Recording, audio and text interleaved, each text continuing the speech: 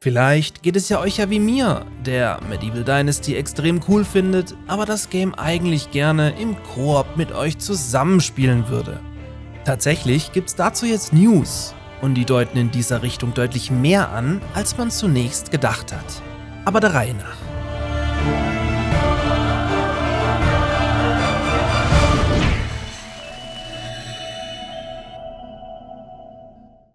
Medieval Dynasty sieht auf den ersten Blick wie ein Kingdom Come Deliverance für Arme aus. Täuscht euch da aber nicht, denn es ist überhaupt kein Rollenspiel, sondern tatsächlich ein waschechtes Aufbauspiel in eben ungewohnter Optik, also der Ego-Perspektive, was dieses Game wiederum einzigartig macht und tatsächlich wirklich gut funktioniert. So startet ihr als junger Mann, der irgendwo im Wald ein Holzhaus baut und damit den Grundstein für eine eigene Siedlung legt, die im folgenden Spielverlauf wächst und gedeiht.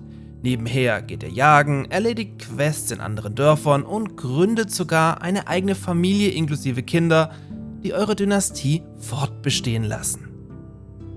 Da liegt es doch eigentlich total nahe, dass dieses Konzept im Multiplayer megamäßig spaßig sein könnte, aber auf einen Koop warten wir bisher vergeblich.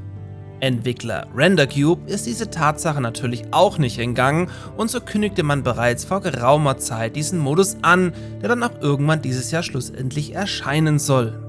Auch wenn man sich mit einem genauen Release-Datum nach wie vor bedeckt hält, deutet man nun an, dass sich das Warten durchaus lohnen könnte. In 4 News-Paketen möchte man euch jetzt heiß machen und so nach und nach alle Details zum offensichtlich viel größer werdenden Koop-Modus mit euch teilen.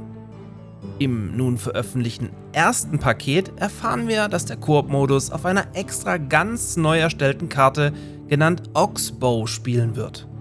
Oxbow wird neben viel Bauland über komplett neue Dörfer verfügen, mit denen ihr im Team interagieren könnt und soll durch, Zitat, atemberaubende Sehenswürdigkeiten zum Erkunden einladen.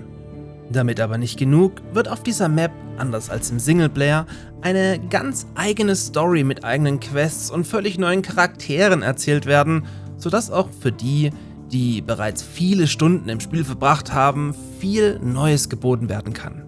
Da im ersten Teaser-Trailer bereits Mauern um deren Siedlung gezogen wurden, sollte auch eine Kampf- bzw. Kriegskomponente Einzug finden, was sich für einen spannenden Koop auch sehr anbietet. Die Details hierzu behält man sich aber noch für eines der 3 noch ausstehenden News-Pakete zurück. Der Koop-Modus erscheint sowohl für die Xbox Series X und S-Version als auch für die PS5-Version und den PC. Spieler auf der Xbox One und PlayStation 4 gehen allerdings komplett leer aus. Medieval Dynasty kostet aktuell 30 € auf Steam und ist bereits jetzt einen Blick wert. Klare Empfehlung von meiner Seite. In diesem Sinne, sobald sich wieder was tut, werde ich für euch berichten. Hier seid ihr also goldrichtig, also gerne hier bleiben, Abo dalassen und bis zum nächsten Mal.